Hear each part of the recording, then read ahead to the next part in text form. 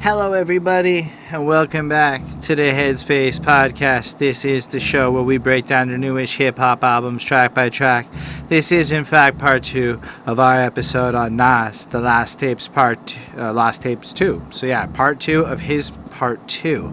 My name is Holden Stephan Roy. My name is Chris Chrome. Let's get to the elephant in the room. It's dark because it's freaking hot, and the light bulb adds like 3 degrees easy.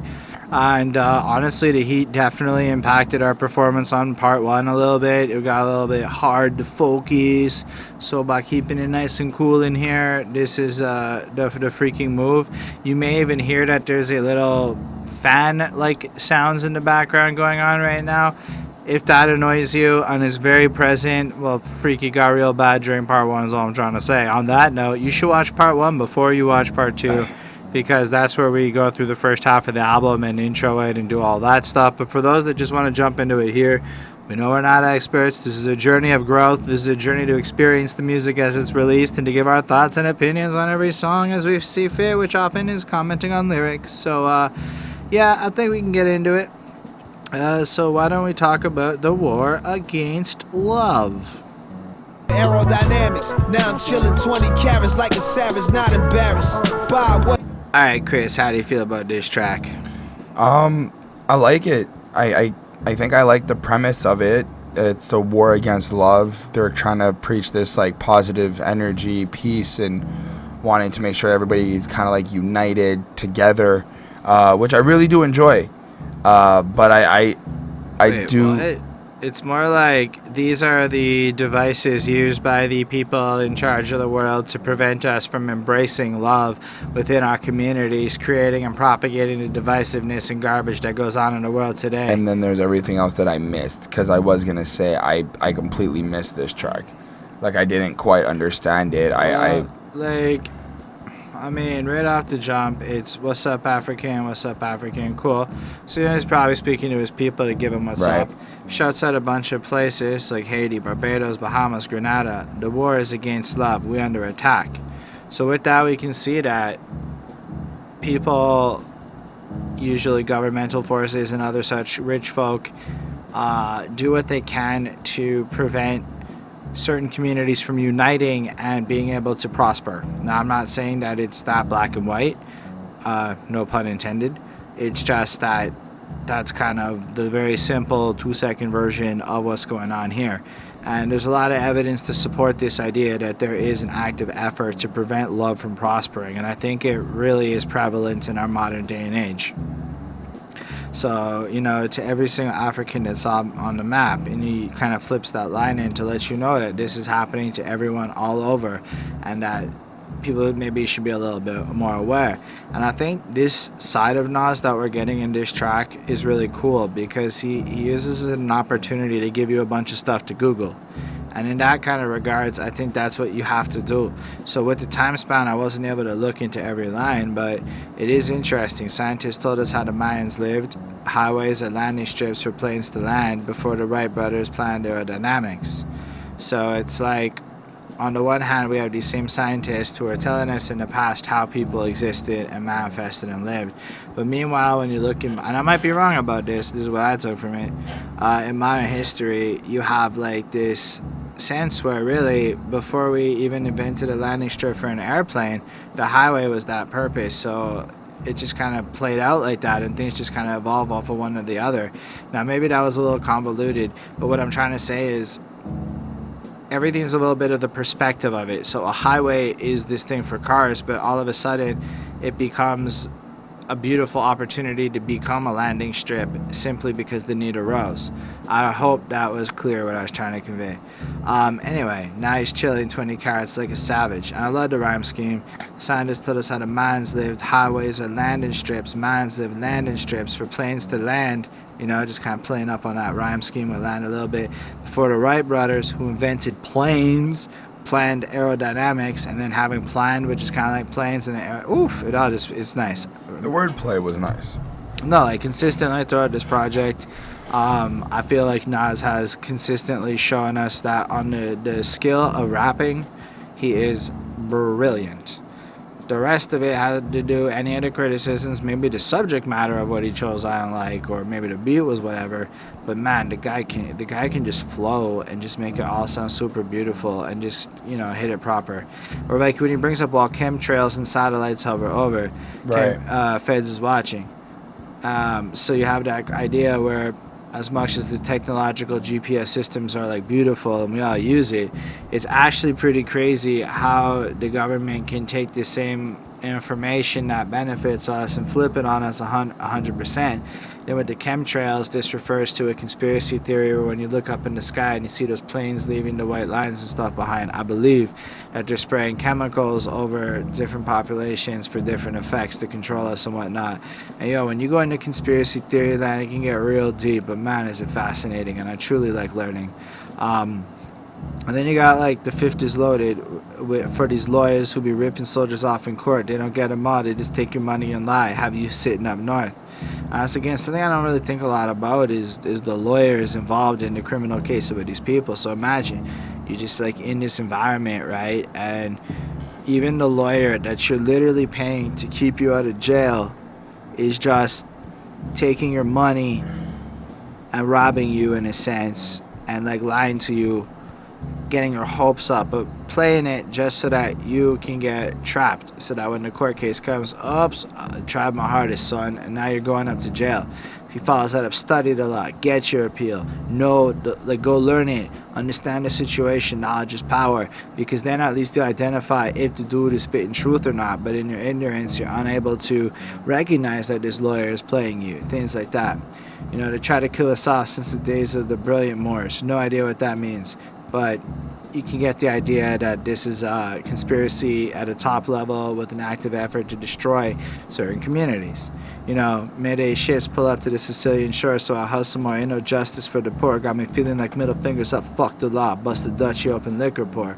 And I love that because it just kind of ends with, and with all these different things in mind, all these different situations, all these, you know, even if half of them are true, it's still whack.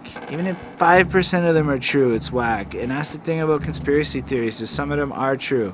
So whether or not every little thing he brought up is factually provable, there's enough evidence to support the idea that there's an active war against love, leading these people to feel like, fuck the law, I'm gonna stick my finger up and, you know, smoke some pot and drink some liquor and deal with the situation the best that I can. And I honestly take it a little bit like a defense against how people can be, but also with an active effort to educate everybody on what's going on so that we can more like group together and overcome it, you know? And then in the second verse, I went from semi-bummy to money, bike to car, Christ to Allah. Then I evolved. No religious, my commandments are my standards. And I like that because it shows his transition as a person in all fronts. So I went from broke to rich, I went from a bike to a car, and I dropped Christ, who it's super relevant because Jesus Christ is in the image of Cesare Borgia. What you see, this Roman Catholic white dude, it's actually just Cesare Borgia, who is an actual historical figure. There's a sick-ass show that was on Netflix for a minute that walked me through his life, and it was super interesting. But when you look at his character, like, I don't know, National Geographic posted something recently on how Jesus was based off of his picture or whatever. Either way, so the idea of Jesus being white, keep in mind, Jesus coming from fucking Israel. I've been to Israel. I was literally the whitest person by a lot. Like, Jesus did not look like my skin color. I can tell you that. If he came from Israel, he did not look like me. It's just not possible. Like, facts. Like, there's nobody there that's as white as I am. Like, there's nobody. Because it's fucking hot suns and deserts and crap. I digress. But then he evolves past the point. So he goes from, we'll say, like Christianity, which is the brainwashed religion, where it's pretty weird if you think about it, how like every ethnicity has a god that looks like them except for black folk because they were brainwashed to accept the white god. Alright, so he evolves to Nation of Islam is what I'm going to take from that, or maybe Islam itself. Either way, moves in that direction, which is cool. But then he evolves past religion in general to become a person with his own integrity and his own standards. And that's wicked. That's like a man being a man and telling you how to be a man. It's like, this is incredible, honestly. I don't feel like the content-wise, up until this point, we've gotten anything this profound. This, I was into it so far on this project. And then he flows on. I like when he goes, yeah, I'm on that wave. I fornicate with fly bitches, horny ways, yeah. Just the way I was taught, through. Can't tell if this is reality or just another award show. And he flows everything proper. And he finishes the verse kind of along the themes of maybe not, he questions everything. And, blah, blah, blah. And he questions why people can't, maybe shift their focus into the right way of thinking and get past maybe the more vapid, like indulging in the different conspiracies played out against the different communities that are impacted by them. Anyway, because we could be so great, pray it's not too late, put pride aside, coincide, I bet we both be straight to the top, side to side, twin Rolls Royces. We made choices to be devoted, to go at those foes and come at us with upside down crosses. So basically, if we can unite against the oppressors who have actively put us into the bad circumstances that we exist today, we can be super dope, and I'll be rocking all the proper nice stuff. And there's a lot of truth in that when you look at the different communities that do unite and like that. Like even, like what's really crazy is people with the co-housing. I think a lot about co-housing. Like how come we spend so much on rent to have rooms that barely use? It's whack when you really think about it, but you all have it. Everybody has their house, all the space. It's just impractical. Perhaps if on the poorer end of the spectrum we pool resources and act wiser, and in the interest of wealth accumulation, everybody would achieve more. I don't know, that's just what I think about. That's what got triggered for me. So I thought the song was really, really interesting, and he just kind of like calls out all sorts of different cities that are experiencing their own versions, different communities that are impacted, and how this is everywhere, how there's this active war against love. And so that's what I thought the song was about. Meanwhile, I thought he delivered it pretty well. I gave it a 4.35 on 5. I thought it was good to listen to. It's not one of my favorites, but I still thought it was alright, but mostly because of the beat. Like it's like nothing here is, I guess, what I would go seek out, but at the same time I must respect how good of a rapper Nas is. Like I simultaneously have come to understand how good Nas can rap here, and how much I don't know that I like his choice of sounds that he wants to create musically. Like, Right. This is a taste thing. So, like, I don't have to like every beat and every fucking song to respect the talent that goes into it. But I can still respect the fact that this is extremely well made and not my cup of tea, sonically. Anyway, that's all I gotta say about that. Did you give it a grade? I gave it a 4 on 5. I did like it. I did like, again, that idea of kind of like wanting to work together and trying to help each other instead of trying to be against each other. I did like that, but like I said, the song kind of flew over my head. So 4 on 5. All right, I guess we can move on then to The Art of It. Another bullet manufactured, another man in his casket. All right, Chris, how do you feel about this song? This one was cool. From what I understand, he's kind of flexing on this. He's kind of just like expressing this is the art of what rapping is in a way. So I really enjoyed it. I like the style. I like the flair. I like the instrumental. It had this like kind of boom boppy feel to it. So it was really cool. On verse 1, Nas goes, young people try to keep up with what I'm doing. D-cups, tequila, and blunts. Weed, women, and liquor, depending on the day, is a different mission. They not knowing. They want to know what he got on the QB, Don. And kind of just consistently flows on like what he has and what other people don't have. But that's why I feel like this song is flexing. I feel like he's kind of just taking the time to be like, this is what you can benefit. These are the benefits you can reap by rapping. If you're rapping well, if you're doing this. How you go into the middle of the alphabet part and not bring up the alphabet part? I mean, there's an alphabet part. He goes, I can afford a closet in alphabetical order. A, life, Adidas under A. The B for beater, bodega, British night, sneaker. My C, so ill that man, I got chills when I look for my Christian Dior's. That was my favorite one because he transitions from C to D through the Christian Dior line. They kill D is for Dry Van Noten. Young, try to keep. And then I'm like, Chris, you're in the middle of the alphabet thing. Don't even bring up the alphabet thing. I didn't really catch it.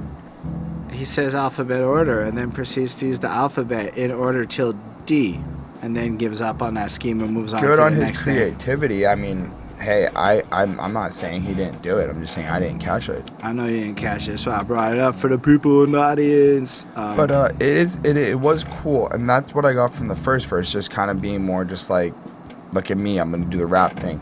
In the second verse, though, I feel like he's kind of going back into like reminiscent of old memories, things that he's kind of been through, and yeah, I like a line where he goes, "Another bullet manufactured, another man in a casket. Fuck, maintaining that's lame language, dust to dust, ashes to ashes. I duck quick, seen fire flashes, the type of fire that spits from a magnum, and I'm the type who runs to the drama looking for who clapping, Nike boot. And What when I eat him, he like food. Pulled Like- out the bout, forfeit, ripped through bone marrow. Ooh. It really kind of shows like that really kind of jungle atmosphere that he comes from, and really kind of getting into like the type of mentality and the type of atmosphere that he lived all the time. The way he goes, another bullet manufactured, another man in the casket. It felt like it was just another day that ended in Y. It wasn't like it was like a, oh my God, somebody's passing away. Like this was just what it was. This is just the life that he comes from. But I liked it. I like, those are like the main things I pulled from this track. I really did enjoy the I guess the change in terms of like tone that the song was giving. So I left it with a 4.2. I thought this song was pretty cool in terms of the overall flow. I have to say, I feel like as the album moved along just a little bit, like once Nas wasn't rapping about women anymore, I suppose we can say, because you'll notice a lot of my ranty crap on the last episode was specifically in regards to the subject of women. And while perhaps I don't 100% understand the dynamics that Nas feels, that's fine. In this track, I feel like it's not like just rapping, it's just fresh the way he puts it on and paints that picture that he's been doing. So like I brought up the fact that he literally just brings up a bunch of brands and stuff to describe the higher class living of his life, you know, and then flowing it into D cups, tequila and blunts, weed, women and liquor, depending on the day is a different mission. They not knowing, they want to know what he got on. The QB Don when they got his Pete Rock on, and Nas keep a fine bitch to roll his weed on. In Mount Vernon's keep it G'd up for him. Speaking of G, the guy, I'm good with it, hit your hood with it. And I really like the way that he flows. Just overall, the tight little sentences. I don't know if I brought that up, but I like the way he does that. And in general, just he's legitimate, and he kind of keeps his roots back to where he's coming from, which if we consider earlier on this project, one of his criticisms was for folk who neglected to do that. So in that regard, it's pretty cool. You know, like I'm kind of glad, I don't know, and then it just kind of ends like he's happy to see some dude that, you know, let's smoke some trees and let's make it all feel proper. It's a good verse, and then the J Myers hook just sounds like you're getting high and it's a little floaty and it's real nice. And then while you're feeling all real nice, boom, bullets is killing peoples and stuff, and then go back into the environment, man. But while his feet kick up rock, he's a sprinter, police agenda, lock up for 3 winters. When I attack, I'm faceless like an iron mask. To get away quick, trace this line back, liars pass. I breathe deep like Lamar's class. So I thought that was interesting because it does paint another side of that picture where, you know, there is, and this is again proven a bit of an agenda out there to lock up young black folk, to put them into the slave prison labor system, because basically private prisons incentivize judges and cops and things like that to lock up people, and people ask less questions when black people go to jail in general, so they get targeted and whatnot. And so like there's an active effort to lock people up. It's not really about rehabilitation, and it's not really about crime control or whatever. It's just about prison and getting people there, put them away for a few years, etc. Nobody really deals with the problems. They just do what they can for like political headlines or whatever. Maybe I'm reading too much into this, but this is what I've learned over the course of reading into this reviewing life. Anyway, I also then like the way it's like he escapes a bad situation, but he comes in faceless, they can't identify him, and then he's breathing deep, like in a Lamar's class where you're pregnant and they teach you how to breathe deep and whatnot. And then it just, you know, ends out, live young, obtain wisdom, and die last. And I like that. That to me was cool. Keep your heart young, keep your brain wise, learning from your mistakes, understanding how to achieve a place where you die last through wisdom and through a youthful approach to life, healthiness and activity. Because one of the things that happens a lot with aging is you kind of let yourself go a little bit, stretched out or in a body bag. I ain't that. So he's going to keep himself focused and alive. Live young, obtain wisdom, and die last. One of my favorite lines on the album. Not even going to lie. I was like, that's some deep stuff. Kind of inspiring in a way. And then, look, I don't have that much time, kindly. I'm in a divorce. He's dealing with some stuff. Rumors, DUIs, in and out of court. And he's 36. Somebody said because of this, it means he's back in like the 2008-9 era of recordings. And then he kind of rolls into, describing a bit of what he's dealing with now, especially with the labels and how they exploit artists and in light of his situations. And when he goes, I'm only 36, if it's 0.5, and the way he like pauses, or it sounds like he stumbled the line but rolled with it in a way that was good enough to keep on the cut. Right. And I wanted to point that out to you because I thought that was really cool. And then it kind of pushes it to the point where you can't imagine me being like an exec and controlling artists and whatnot, which maybe that's a little soul shot at Jay-Z, who kind of does maybe do that a little bit. I don't know that Nas ended up being a label owner. I don't know if that happened for him. So anyway, he becomes like a hot commodity, and he considers, how he used to open for small money or 50 G's, and now he just blows that like whatever. And then TMZ's hoping that when the marriage ends, he gets persecuted and they get all these headlines and whatnot. Anyway, it's pretty proper. I really, really also enjoyed this song. I feel like lyrically and whatnot, it's fresh. And again, a lot of what I'm saying, I wouldn't go out of my way to listen to this personally, but hats off to how well made this song is. And you? Did you give your grade? Do you want to talk about it? Yeah, I gave it a 4.2. That's fair. It's really hot. My memory's not what it's supposed to be right now. And perhaps we're all highly favored. Double 4-5, you laid up in ICU, hoping you survive. Too many stories like this. Alright, Chris, do you like the highly favored song, Highly Favored? Is it highly favored with the production from the legend himself, the guy I saw live, what was it, last Friday? I was sitting there in the middle of the crowd as the sound guy messed up the entire Wu-Tang Clan set. That's right, we have RZA, who did the beat on this song, and RZA was rapping at me, telling me how the Wu-Tang Clan ain't nothing to fuck with, just live. I'm pretty happy about that. How you feel about this song? I didn't like this song. You don't like the Wu-Tang? Chris, you're fired. Get out the show. Okay, keep going. No, this song didn't catch it for me. I like the production.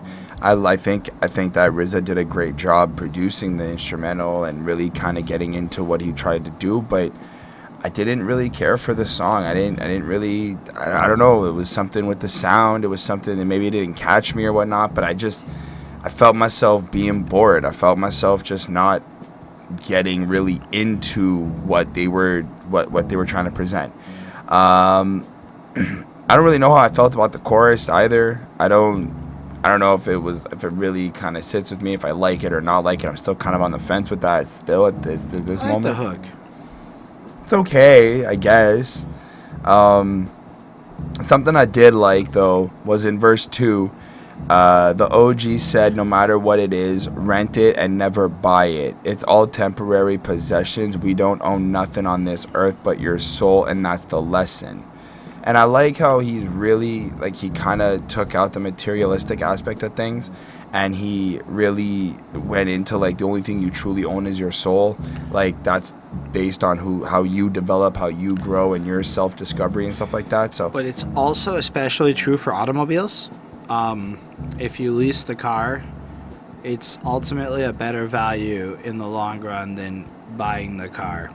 Especially if when you lease the car, it comes with free repairs and crap. Just throwing it out there. Yeah, it's a really interesting point in general.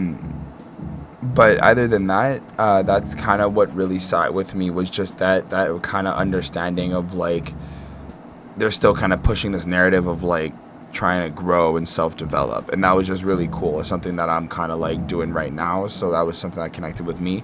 But overall, I mean, I don't know, I just didn't feel like I really got into this song, so I just left it with a 3.7. I like the flow of the beat. I think it stands out, and it's going to be a love or hate thing, which is cool.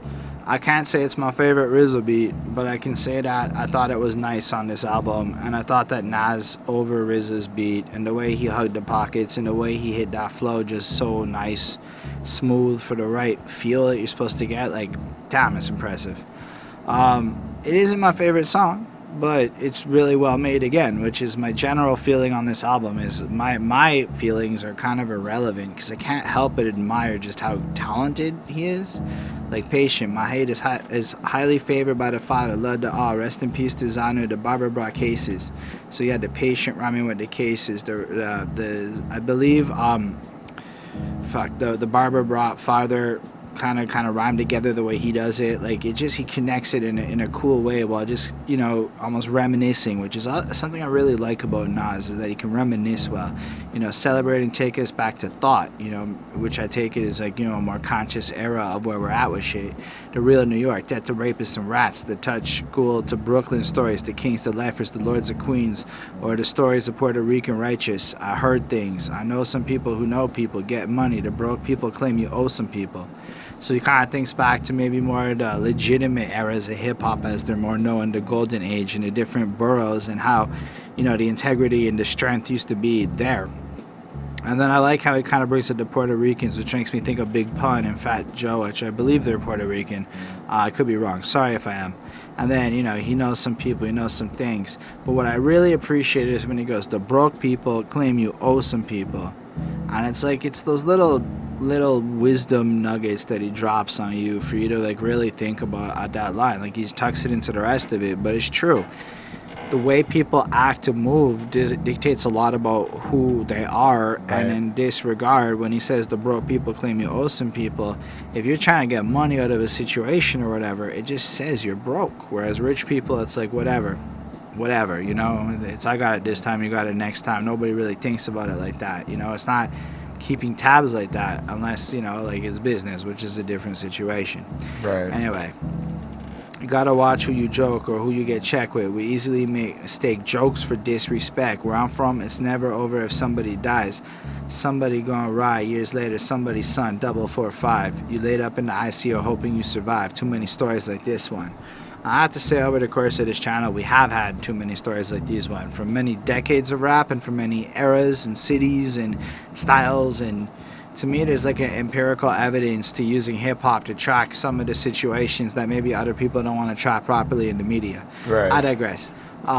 I really like the fact that he says, like, you gotta be Rick serious here, and the fact that you could just make a silly little joke and think you're kidding, but if you say it to the wrong person, it escalates into a proper confrontation. And the truth is, the confrontation is so serious that it's almost generational.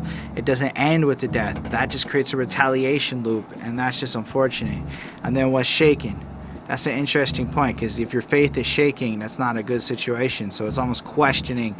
I think it's a double entendre, so it's like, what's up? But it's also questioning, is your faith resound and getting through to the next place, you know? So my faith is highly favored by the Father, peace to all, patience, and then he repeats it a bunch. And then it goes into the next verse. Some are characters, amateur boys. I'm the classic pianist with a handful of swords, bandages on my fingers, still managing chords like a live band performing in a sandstorm. Blind, but I still hit the right key. Swift as a life breeze dripping. Anyway, so it's like you have them kind of looking at how some people are kind of just acting the part. A character is going to be a cartoonish look at a person, like almost like the blowing up, not sincere reflection, amateurish shit. Whereas he's legit and he's so skilled, he could basically be as good as a band playing in a sandstorm, blind and whatnot. And then it's alright. I think it goes on and he just kind of reinforces the point where he comes into that cool OG line where he shows maybe this like fascination with wealth and some of the topics being considered in the mainstream at the time are a little vapid for his liking. What's more dense, gold or lead? What's more expensive? You know, like questioning what's the real value of things in life. And then the song ends, and that's pretty cool. I liked it a bit less than the other ones, but I still think it's alright as a song, so I gave it a 4.25. And then we can talk about the Queen's Wolf. Woof. Through public housing, no telling, might wake up in Queens House on Rikers Island. on the one hand, I feel like every single song on this album is kind of distinct when you really, really take the time to like listen to it. Right. But when you really skim through the album, man, sometimes it just blends together in the sense where like you really have to be willing to take the time to listen to this project and really listen to every song, which I suppose is what you're supposed to do with Nas. I mean, as I understand it, back in the day, the emphasis wasn't on fresh-ass, hype, dope beats. It was more on great lyricism and how you would take a sparse beat and bring it to, like, the next level, let's say, with your voice or something like that. I don't know. Maybe I'm wrong in how everyone approached it. But all I'm saying is, man, it just seems like a lot of what the goal of this album is supposed to be is focus on what I'm saying and appreciate the depth of my skills as a rapper, and there is a vibe. Again, we've already discussed a little bit how it's not my favorite vibe, but I don't know. The only thing I can say that really stands out to me on this song is new. However, the song's great. Don't get me wrong. We're going to talk about how the song's great. But like when you listen to it, like at a first level sound, the hook is great. This one has a really good hook. Really flows nice. Like you can hear me ground through the public housing. No telling I wake up in Queens House or Rikers Island. Queens Wolf, ladies wanna get beside him. Haters try busting the silver bullet inside him, they're dying. You know, like, so you kind of picture him as this like fucking werewolf tearing through the project, Superman ready to go, and everyone's trying to take him out, get their own little silver bullet to destroy him. It's not possible, you know, because he's fucking nasty now, he's doing his thing. But thematically the song's cool because, you know, he describes how he's young and he tries to shoot out for the ball team and it doesn't really work right, you know, but same kind of rhyming skill at 14, try out for the ball team, junior high they did not me, a sharp wrist that made the bat boy scream. All that kind of has its own little rhyme flow. The in sound is really the emphasis that they're punching on. Fighting Italian rival guys that were sniffing glue, I was skipping school, smoking green, that was the shit to do. Same kind of thing, but we also pull back to the in sound, which is used less frequently but kind of links the first two groupings of rhymes together. It's pretty sick to me. It flows in and kind of describes a little bit how he kind of maybe, you know, wasn't as involved in school and moved towards what he was interested in. Average student, had illusions of the supernatural. He's a horror movie addict, into werewolves and stuff. And then one night, it's almost like he goes down to a party, dozed off, and then he like woke up, and after a couple hours, and his eyes were red, his hair was spun out, everything was crazy. He heard voices in the night calling. He put a 22 on his vase, and then he went out into the wolf night, you know. And it kind of alludes to like the scene of like when a person basically becomes a werewolf and you lose control when you black out. Only in this case, it's almost like going into the night of Queens. It's like you don't really remember what happens, just you're crazy with it, you know. Well, I feel like he's also explaining kind of like the hunger and the movements that happen in Queensbridge. Kind of like you're so stressed out because maybe you can't afford rent, you're not eating, you're not this, that. Like the environment is so toxic that you may turn into this type of monster that you need to be able to survive. Right. And then like it kind of flows into a second verse where he wakes up and cash on my dresser, where'd it come from? This is messed up. And the way he can do things like rhyme dresser with messed up and make it work is pretty good, right? Now, I'm not saying it's the hardest thing to do, but I'm not saying it's the easiest thing to do either. Like, it takes some skill. What kind of failed drug am I taking? Who laced it? Previous night memories? Who erased it? You know, so he's not even sure what's going on. He wasn't wasted. He can't even fathom it. He recalls the being out in the darkness and stuff. And then, you know, his team kind of like tells him how everyone's like freaking out in like a positive way, hyping him up, because apparently he was a psycho and he was shooting, he was threatening to kill everybody, and everybody was scared of him, and now they'll do anything and they'll pay him to be on a squad, and that explained all the money. And then, you know, that wasn't there the day before, so he's happy and he's kind of rich and he now gets a new car. But it kind of shows how like when you push certain limits and when you get to certain roadblocks, you'll kind of do anything, right? And I like how he's in a way kind of like glorifying the actions in a positive way, like, oh, the homies are talking about it, everybody praises you, blah blah blah blah blah. But it's like on the underlining of it all is like, can you live with these decisions? Can you still kind of handle, you know, what it is you did? Because like, yeah, you live in Queensbridge, but what happens if you move? You know, what happens if you're in a different location and you don't have the same mentality? Like, what does that really leave what does that really bring for you? You know what I mean? Yeah, and I think though what's really cool about it is that instead of maybe taking a more conventional look at this kind of storytelling, he relates almost the experience to wilding out in a crazy night to being a werewolf and going psycho like that and achieving that next level, and that's kind of what happens. And maybe Queens invokes this kind of reaction to environments, and I thought it was really cool, you know. And then you can hear me growling through Public House, and I went through the chorus. I really like it, man. I just thought it was really cool. Like, you don't even know. Maybe by accident you do something or whatever happens in the night, and next thing you know, you're getting locked up for a real long time. I thought this was a refreshing, like, this was a strong song on this project. One I would definitely recommend to people, all things considered. I know I started it off as a hater. I know it sounded like that. It still sounds like the best version of a lot of what we've similarly been listening to, though. So this is really hype, but like, man, when it comes in, it still takes that active effort to go and listen to it, which I'm willing to do. But I just think he has better albums that I've heard so far. Now keep in mind, everybody, this is basically an album of B-sides. This is stuff that didn't make other albums. Absolutely. So I'm not trying to like completely like dismiss that or forget about it. It's just the album that came out. Anyway, that's what I thought about it. What else do you have to add to it? I like the song. I think it really kind of gives you this aspect of what Queensbridge is. I think that it really kind of shows you that, you know, reaching certain limits could really throw you over the edge, and he really does a great job of expressing that in this song, and I really enjoyed that. I like how he kind of turned it into like the werewolf of where he's from. Like, that was super cool as well. I left it with a 4.3. Alright, there's a couple more songs left on our adventure through Nas's Lost Tapes. We've made it through between the two parts 75% of the album. So now we can say that it never ends, even though we just said it does end. Even need a mix down. The more not docile, volatile, I kick down. So the hook on this song is taken from Biggie's track Come On, and he goes, I got 7 Mac 11s, about 838s, 9 Mac 10s, whatever. So Nas kind of takes it and repurposes it, adding in some ad-libs like never ends, never ends. And I think that whereas Biggie may be kind of bragging a little bit, this is kind of what I have, don't mess with me, I'm really cool with it. I think Nas is taking that same hook and flipping it in the sense of making it more about an anti-gun song, you know?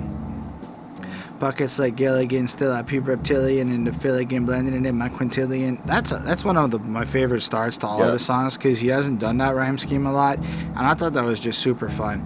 I don't fully understand it, but the rhyme scheme's super fun. You kind of get the sense that there's some snaky people out there. You know, got me revealing, man, quintessential Queensbridge poet, back to the grill again. Nas is back, everyone. This sounds what Chubb brought to Chris Brown switch styles. Yet to see any heavyweight make it to this round. I don't think that's true, Nas. A couple of heavyweights have made it to this round. Jay-Z's doing pretty good if you ask me. Just saying it. However, when did this get recorded? I don't know. Maybe it was old enough that it wasn't so hot then. I like how he still like takes that divide. Like, he's still trying to take himself out of everyone else and put him on his own lane. And that's fair. And to give him credit, he has done songs with a whole slew of people. His catalog is incredible. His legendary status is quite legendary. But I also remember when the whole world was shitting on Nasir like a year ago. So whereas a lot of people were praising 444. And I'm not saying that Nas is out, man. Nas is still in this game. Nas really is the longtime heavyweight champion that he is describing himself at. He knows what is up, and I appreciate that. I'm just saying, is he the only one? The only one? That's a little bit of a stretch, maybe. However, he's one of the only ones. I'll give him that. But it's rap. You gotta be the best in your rhymes. I respect that shit. This is the pure champion sound. I wear the Chris down raw, one take. I don't even need a mix down. Demure, not docile, volatile. I kick down amphibians, reptiles that make that sound. The eyes change color. The people start to slit down when I take cover and I let off a 5th round. It just sounds like a winner as he's ducking through the situation. You can picture him with his gun out and he's ready to freaking go as the snakes of the environment is around, down to like the eye slits and everything. I thought it was pretty fresh. I really like what he was doing there. Then in the second verse, stop waiting for the hood to appreciate you. Whoever gets love in the hood, he's a freak of nature. And that's an interesting point. So Yes, what it he's is. saying there is, in order to be hood famous and to accomplish all the hood stuff, if you do pull it off, chances are there's something a little bit on the sociopathic side of you, a little bit of a freak of nature, like you might be a murderer or something else. Or I took it as kind of like, at first while you're coming up in the hood, or like not even, let's say the hood, let's just, when you're doing something it's different than everyone else is doing, right, and you're working towards it, people kind of look at you as like, you're not the same, you're different, you're not chilling, you're not hanging out, you're not like doing all the whatever.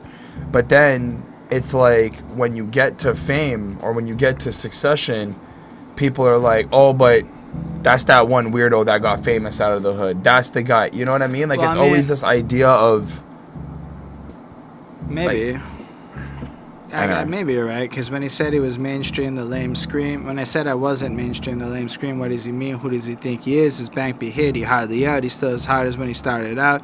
We count him out, we count him in. Amongst the real, never my crown in doubt. So around my house with my whiz lessons I got from my friends, do they love me or do they, or love for them? So I guess it's just questioning the relationship with people. But like, I kind of took it like, again, like, how do you become famous in the hood? Mm-hmm. You know, you're kind of questioning that. And then there's also the idea that you just don't get famous in your hometown, which is another interesting point. So if you're from the hood, the idea is you probably wouldn't maybe get love from your hood just the way people are. Maybe I'm misinterpreting it, Well, but I would love to hear in the comments what y'all think on this subject. However, the rest of the verse kind of shows how people are criticizing him, because I don't think Nas is a mainstream rapper neither. I think he's pretty much sticking to his guns and doing whatever the hell he wants to do, Right. whether or not it works. But sometimes they want the pop and they want that banger stuff. So Right. maybe that's kind of what it's looking at there. And then, I don't know, then they got the third verse where, you know, can't see me, I'm moving the fastest I'm a 3D movie, no need of glasses, they hate it before they hear it, clear that my perseverance is something they can't bear, it becomes apparently clear they fear me, I'm not dying, or rather put my ears to the blaring cop siren, am I hearing a hot dryer? Flows on out, whereas he's trying to convey in this last verse how he's here, and honestly a lot of the negative stuff that floats around him is simply the fact that people can't handle the fact that Nas still is here. This is so many albums he's put out, his career spanned this many decades now, and regardless to how you feel about him, you cannot stop him, right? He's just able to keep going, and he has been in it so long, he literally is one of the first legends of the game. And I think that, you know, a lot of people are really just not happy with it, and this is Nas's way of expressing all of that by showing the ridiculous things perpetrated in the pop sphere of music that he's kind of pointing out the whack. Anyway, I like this song. I thought it was pretty freaking cool. So I give it a 4.35 on 5. I like when he used fake spear. That was funny. I give the song a 4. All right, well, Chris, you mean the world to me. Just get your bags packed and then a new life soon. All right, I'm pretty sure this is the one where he's trying to fuck the guy with the girl that had a boyfriend. Well, okay, so it's not like he's... So the story sets up that there's this woman who's, I guess, doing groceries with her man, and they're kind of caught outside now, and the man ends up leaving, gets a phone call, has to hop into like a cab or something, and ends up leaving his woman there with like bags of groceries or whatnot. And then, you know, Nas is kind of like, that's some disrespectful shit. You don't do that. Like, you know, you gotta stay by your woman. So Nas pulls up and kind of like, you know, he kind of acts like Mr. Smooth, kind of comments on her booty or whatever. And then he kind of plays it off as like just a nice gesture to bring her home and help her with like the groceries or whatever. Turned into like this relationship, and it all became this thing, and now he's kind of dating her, and she's in this middle of like dating him and having the divorce or the breakup with the other guy or whatnot. And then you kind of get into the chorus. I'm not going to talk much about the chorus because I don't really kind of quite understand it. I understand that they're using like the term of king and queen together, and That's kind of, you know, empowering. Like, I'm a black man, you're a black woman, his and her saints and the diamond rings. We are illustrious together. We are strong folk together. You don't have to look back at that scrub, you know. just get your bags packed and then a new life begins. So essentially, it's the classic old, your husband sucks, leave him and date me. Classic.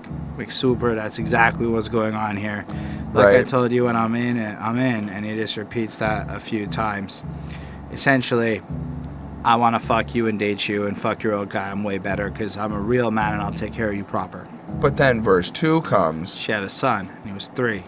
And he even took him in because he's cool at that. He's going to be the father figure that kid needs. Respect, Nas. Now she call him a little me. I even look a little like him.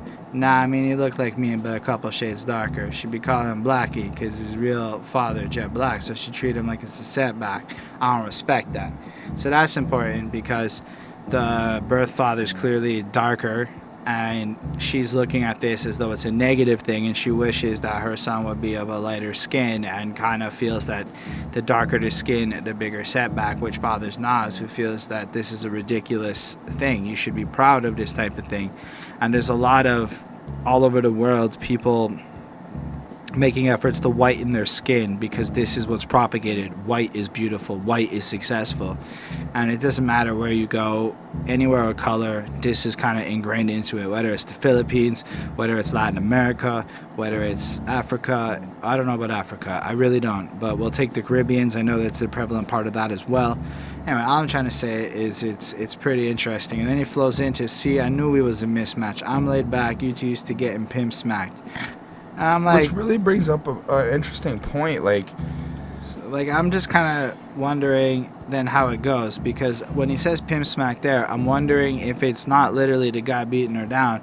I think it's more you just let the system play you the way it is. You buy into the propaganda of the world. I think it's like somewhat both. I think it's like, I don't think he's expressing 100% that maybe this woman's getting beat. But I think he is expressing like you're somebody who likes being disciplined in a sense. Like you are submissive to discipline. If you fuck up, you're expecting to be disciplined. You're expecting this, you're expecting that. And Nas kind of gives off this like type of attitude where he's like, I just kind of expect you to grow from your fuck ups. Like if you make a mistake, you should learn from it and do it yourself. And I feel like Nas, as he's expressed on earlier tracks, has this attitude where the male obligation is to teach this woman how to be or whatever and stand on her own and whatnot. I mean, right, but that doesn't mean you have to pimp smack her. But when he says pimp smacked, I don't think he literally means smacked. Right. I mean, it may be the other guy smacking her around, or maybe it's just kind of implying that your attitude and your subservient nature to, again, the societal norms, such as black is bad, is essentially the same as you're getting pimp slapped by the system, whereas I'm above that shit and I thought we could connect, but instead you let yourself be a fool to that situation. Right. I could be completely wrong, so feel free to correct us in the comments. And then kind of ends with, how can I trust this girl? You can't really trust a girl who like basically left a man for you. And I think that's kind of fair too, because there is always going to be that doubt. Like if you start a relationship with somebody that you got out of an affair, there's no guarantee that they won't do that same thing to you 5-10 years from now when somebody younger, hotter, more fun comes around. That's just kind of how it goes sometimes. And I'm not saying that will always happen. I'm saying that it almost shouldn't surprise you if it does, though, considering you basically did that. It's almost like karma, in a sense, paying it back to you if you really think about it. However, I like this one of the lady song. Oh, Nas literally kisses his teeth at the girl at one point, like that kind of sound. I thought that was hilarious. I gave it a 4.35 on 5. I gave it a 4. All right. No, I gave it a 4. All right, so do you have anything more to comment on this one? No, I think it's actually just pretty straightforward. It kind of just shows that, like, there are certain experiences and there are certain situations that do happen in life, and these are just one of the situations that may have happened in Nas, is kind of how I took it. Fair enough. Now, there's 2 more tracks, and honestly, I know a lot of my review has been lackluster because I felt my joy and desire to go back to the rest of the album. Everything to this point has been whatever, but seriously, the next track, it changes. Let's talk about Queensbridge politics. In the industry, ain't as friendly as it first seems when you dream of driving your whip to your house in Florida. So this is about Prodigy a little bit and just kind of describing situations. So what, if you aren't aware, you need to know for this song to make any sense is at a certain point in time, Prodigy goes to jail and writes a book. And in this book, which I own and have read, he tells some very candid stories, which I didn't find out until this beautiful person on Genius, Jen CEO, pointed it out to us.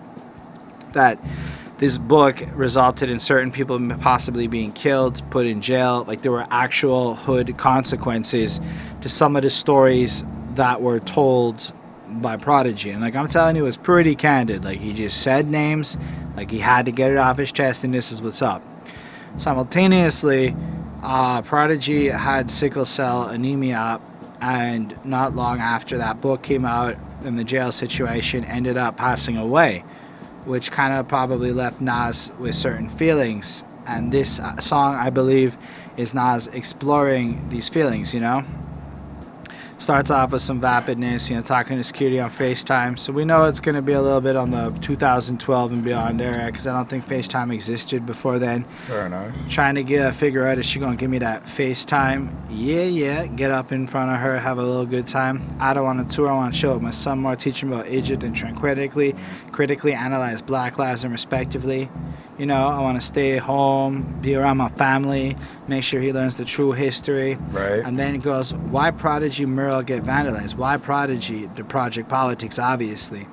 So he states it like, why did this have to happen? How did this world come that we're going to disrespect somebody like this? But he also knows the answer because he's from Queens and he understands the politics that led to the situation. Demagogue democracy. That's a great line, man. I'm just going to Google the definition of demagogue just so that we all make sure together we understand it, because I can't remember. A political leader who seeks support by appealing to the desires and prejudice of ordinary people rather than by using rational arguments. So what it's saying is that the democracy of the hood, we'll say, I'm going to assume Queens, is more demagogic, which implies driven to irrational, emotional driven arguments as opposed to logic. In the fog, I see the mob represented the light, back to the source when all energy comes. The enemy done, what's eternal, a disease that needs a vaccination, plagues black season. Flips it into kind of bringing light to the fact that sickle cell anemia does clip statistically a lot more black people than white. It's basically a black disease. Like, white people really have almost no chance of getting it. Which is probably why there's not a lot of people talking about it, and probably why not a lot of people are out there looking for a cure. You know, the industry isn't as friendly as it seems. When you dream of driving your whip to your house in Florida Keys, on behalf of me in Queens and all the G's, Banana P will always stand as tall as the trees. So he points out how everything's a little bit rough. Then he flows in and describes how, fuck it, all things considered, we gonna stand with you, and your legend's gonna stand prosper. But first things first, before we get to that, you need to understand Queens isn't any other hood. It's music, legacy, it's incredibly high pedigree. I don't mean this disrespectably alphabetically. Again, I love the rhyming he's doing here, the way he flows it and just keeps all of these words proper. Like pedigree, alphabetically, that's some good rhyming. I really like the genuine honesty that he's got on this though. I like how he's really kind of reflecting over the Prodigy-ish situations. And then he proceeds to describe almost the musical history of Queens and how they fit into it, with Marley Marl moving music along, and then the Roxanne Shante beef, and then the Juice, I think it's the Queensbridge beef that happens a bit later on. And then kind of lamenting on how he wishes the book hadn't come out, and instead they just kind of kept things on the low and kind of bonded stuff. But more important, because it's over, because there's nothing that can be done, he just has to accept it and get over it, and kind of, he just wishes Prodigy was back with us. And Prodigy was extremely talented, so I completely get where he's coming from in that regard. And they both made Queens look good, Nas, Mobb Deep, and a few others. Then he shouts out a bunch of dudes on the track ends, and I was struck with this powerful sense of, wow, that's a really good one. The beat's a really good one. Like, it just flows super nice. I found it kind of great. It was produced by Pete Rock, so I thought that was nice. And I gave it a 5 on 5. Nice. I gave it a 4.5 on 5. I enjoyed it. I did like how he's really kind of like, embodying, I guess, Queensbridge, and he really is trying to give you that nitty gritty of what the kind of mentality is and what happens and how it moves. But I don't think it's one of the songs that I'm gonna go back at 100% all the time. That's fair. 4.5. But had you read the book and knew what the hell this song was about, maybe you wouldn't feel that way. Possibly. Maybe you'd be like, and I'm just saying, it was coincidence that I'd read this book and I didn't even realize that it was that significant, the consequences of it, and that was fascinating. How do y'all feel about rappers who tell all in books at the end of their careers or later on, or in a situation like Prodigy where he was trying to turn his life around and do something different with the way he'd been living? Anyway, I would love to know what your thoughts on that. And then, did you give your grade on this? That's the 4.5. That's fair. It's still a high grade for Chris. And on that note, one thing I think is very true about this life and how I feel most days lately is that it's a beautiful life. She got it. Since then I've been an object. Gossip people try to target. All women should bid for. All right, Chris, how do you feel about this song? I mean, I liked it. I thought it was cool how he's like just kind of ending it on a positive note. I like how he's kind of solidifying where he's at and what he's been through. Kind of comparing, like, people are talking about certain things may or may not be true, but he actually gets to live them and he actually gets to kind of speak on these different type of experiences.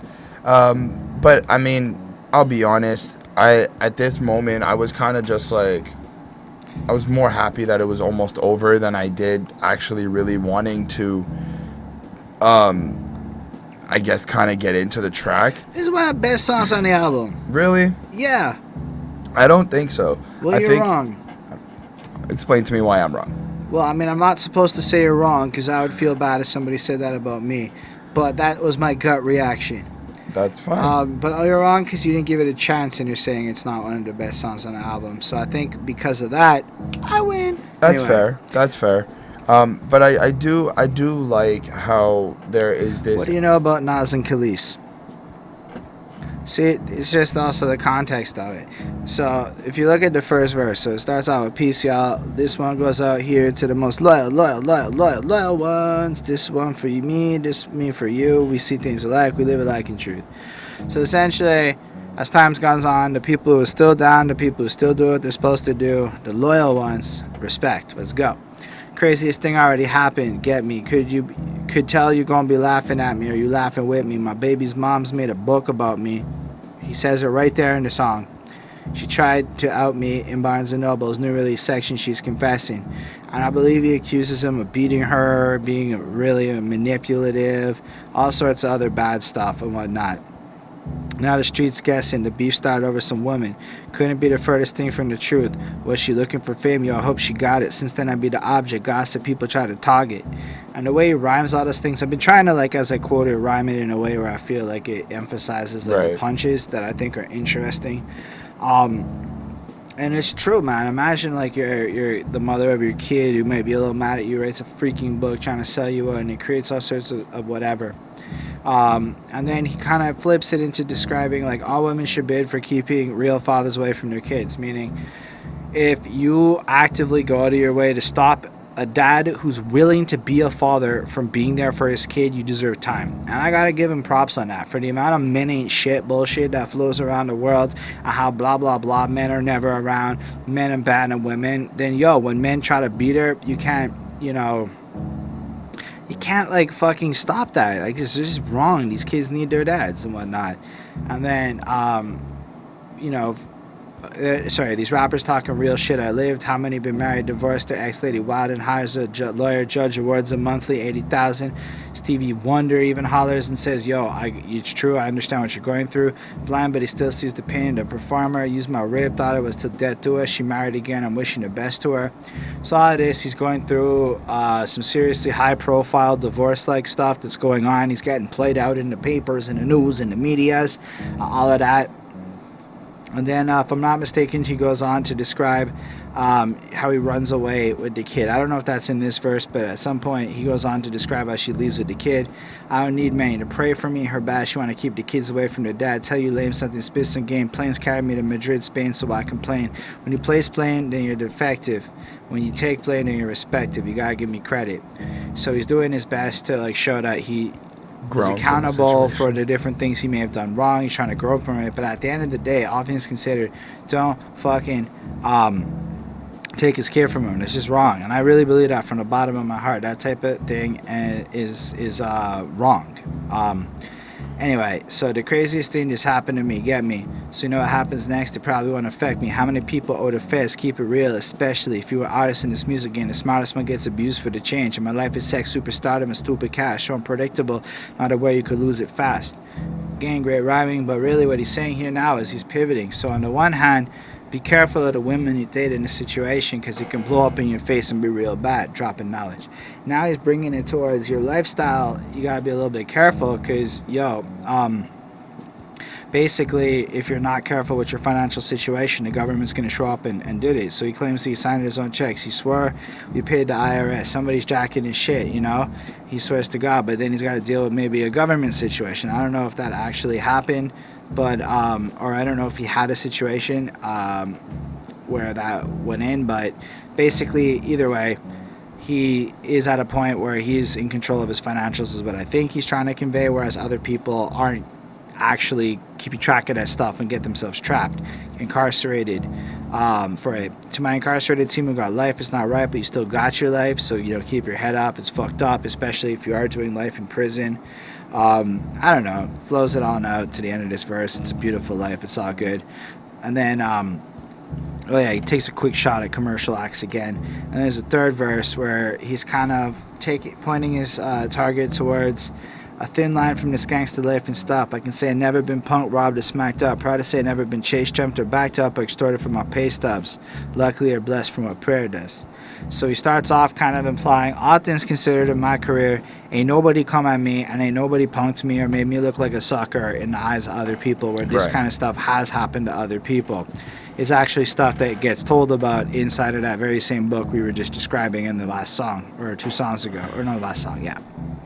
And then he kind of describes how lucky he is as he was driving around cars with guns in them, and if I should spare the man who violated my trust, I give him a pass, my man called it, and I value his judgment. I let it ride, and thought no more of it. It's over. So if it's my turn to be on the other side of the gun, I'm granted my 4-leaf clover. No one's leaving me colder.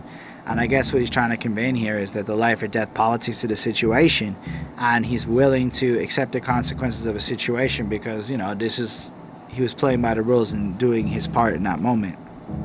I don't know. The rest of the verse is cool, and I like to jump ahead a bit when he goes, it wasn't my fault. I never knew the time of death and maturity would sever my crew. Up in New York, barely survived large. I thank you for teaching me not to pop my little peas in the booth. I wanted to pause there because I appreciate how he's, again, reflecting and thinking about how he's growing and stuff. And I believe he's referring to Large Professor. And, not popping your peas in the boot is a ridiculously hard thing to do. I've spent a couple of years now actively working on keeping my peas in place, and how to control my vocals and spit poetically smooth is actually really hard. And the more you practice it, the better you get. So I appreciate that because he's giving love to the people who hooked him up in the beginning. Anyway. And then I appreciate how he ends with, I pray we all get old, and if I never go gold and sell tickets, we can all still kick it. It's a beautiful life. So at the end of the day, even if we can't achieve maybe the greatest things, maybe if the ride ends, at least we can kind of retire out and enjoy the company of one another until, we expire. And then he just kind of has a little poem at the end commenting on life, and thinking about, his kids. And he's talking to his son almost directly, and how even though the court said he can have them, and how she takes them away and whatnot, and he's almost dedicating to his kids, like, keep your head up, life is good. And I thought this was a great song, although it's a little bit long, pushing like 6 minutes or just past 6 minutes. So I gave it a 4.75 on 5. Nice. I ended up giving it a 4.2. I do enjoy the sound of it and the positive vibe to it. But it just really felt to me that he was kind of just ending the album on a really just nice note, and kind of just expressing how, like, this is what's been going on, and I still kind of keep that positive attitude. So I did enjoy it. Fair enough. So if we wrap up this little album as a whole, we have been talking about Nas's The Last Tapes 2, and for a collection of random songs that didn't make the cut being released like a whole bunch of time later, I think it's a pretty well crafted album. I gave it a 4.45. Now I'm going to add the caveat that I don't necessarily enjoy the album as high as my grade gives it. I admire his talent, his ability to rhyme, and I don't like the entire vibe he went with on most songs. In terms of my pleasure, like what I would go listen to, I think his technique is excellent. I think his ability to craft stories and imagery is great. But I also don't feel like in many cases he went that far with the subject matter. In the cases he did, it shined and it was brilliant. But in a lot of it, it was more like you could tell that these were songs that were not good enough for the other album. Right. However, the fact is, even with that being said, his bad stuff, not to say it's bad, but his relatively speaking bad stuff is still that fire that I'm calling it a 4.45 and saying it's a really great album. And if you're a Nas fan, if you're into proper technique and those smooth, not so crazy beats, and you want to hear Nas basically do the Nas thing for 16 tracks, this is what you're going for. Probably more than the Kanye West project. So that's what I got to say about that. Nice. I gave the album a 4.25. I think I enjoyed a lot of the songs on the album. I do kind of see how like these are kind of B-side tracks to a lot of the albums that they may have not made the cut, but it is interesting to see how like even not the vibe of an album may change based on what you're doing, because now on this project they're getting the album's a 4.25, a 4.4 is Holden saying it, so it's like cutting off of one and putting on another just changes maybe the vibe of the project or whatnot, which really just gets that grade. So I thought it was cool. Alright, so I guess that comes to the end of the review. Thank y'all for watching. Sorry about being in the dark, but freak, it's hot up in Montreal today. We appreciate you being here. Feel free to let us know in the comments anything you want to let us know. You can talk about us, tell us about how terrible our review is, tell us about how great our review is. I don't really care either way. Let's have a chat. I would love to learn from you. Feel free to, if you make that effort to comment, I'll make that effort to respond. Feel free to like the video if you do. Feel free to subscribe to the channel for more reviews, more content. We'll be happy to get those out as soon as we possibly can. And yeah, I'm kind of special thanks to the patrons: Ismail Gadamsi, Chris Prado, Jonathan Barnes, DJ Black, Hurricane, Lindell Williams. The support we do helped us get a new camera, get to tell us what albums to review every couple of weeks, and for $1 more a month, $1 or more a month, you can support us, and that'll be really fresh to you. And yeah, we make music as well. Check that out on this channel. And I guess that's the end of that. And we'll look forward to seeing you on the next review. And looking forward to see what you think about Nas. And peace.